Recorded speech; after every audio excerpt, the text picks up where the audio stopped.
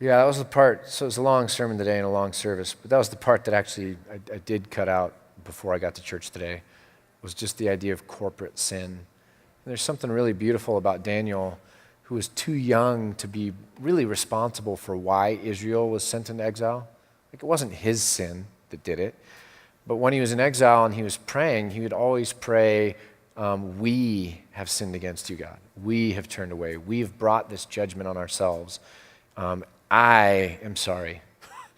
And so he was willing to own the corporate sin of Israel. And I think that's one of the things that we're struggling with in America is we got this kind of like, hey, I'm not the racist, and I didn't have slaves, and I didn't do this, and I didn't do that. So, I'm sorry that all that happened, but I didn't do it, And that's a real hard place to start. And I think spiritually speaking, as well as our ability to have healthy relationships with others, is when we begin to stop trying to defend ourselves all the time and go, you know what? I'm a part of America. I'm a part of a system. I'm a part of we. We in this country have benefited from the fruit of someone else's labor, not just in slavery, but through Jim Crow South with convict leasing and debt bondage and other forms, or not paying living wages and taking advantage of people that didn't have political voices. And I mean, there's a whole lot that has happened where we've benefited from infrastructure in this country, outputs that created an economic edge in certain eras of this country. Like we've benefited, And so I'm sorry that we have done this. I'm sorry, God forgive me for not understanding how I've been complicit in some of this, that my voice has been silent for decades when I could have been learning and trying to advocate for a more just system where all people were getting equal treatment under the law, because the law should be blind and it should be fair scales. And it's not just saying everyone should have the same take home. Well, if you worked harder, then you would have the same take home. It's like, no, equal opportunity that then leads to a more fair distribution. So we're not talking about equal outcome, socialism. We're talking about equal opportunity, which is equality, right?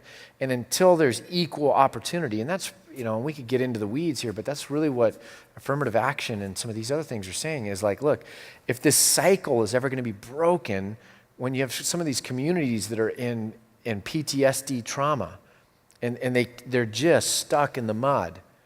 God's a God of lifting people out of the mud, right? Intervention. How do you take a community that is in a cycle where it just cannot get going? You intervene radically and say, somehow we've got to get some of these kids out where they can get educated and begin to make a difference. And so whether you agree with it or not, understanding that the logic of it isn't a form of reverse racism against white kids. Like those white kids, if you don't get into a school because they had a quota for some African American kids or people of color, that white kid just goes to the next college.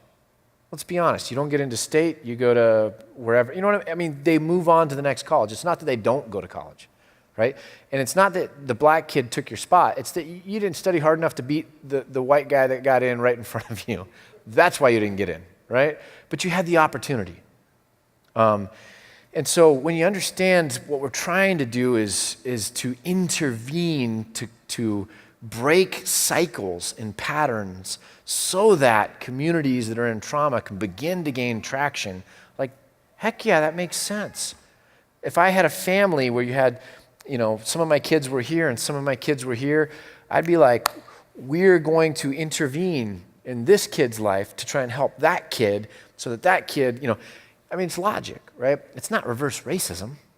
I said it last week in Redux, I'll say it again. The loss of privilege often feels like oppression, but it's not. The loss of privilege often feels like oppression, but it's not. If I took Mary Joy's allowance away, she gets $20 a week. If I took her allowance away, it would feel like oppression. It's not oppression. It's loss of privilege, right? A lot of white people in America are feeling like they're targeted because they're feeling uncomfortable at a loss of privilege from what it is that they once enjoyed or came to expect. And that doesn't mean that the world is now racist against white people. It just means that you've lost some of the privilege that you once enjoyed or came to expect. It's a big difference, big difference.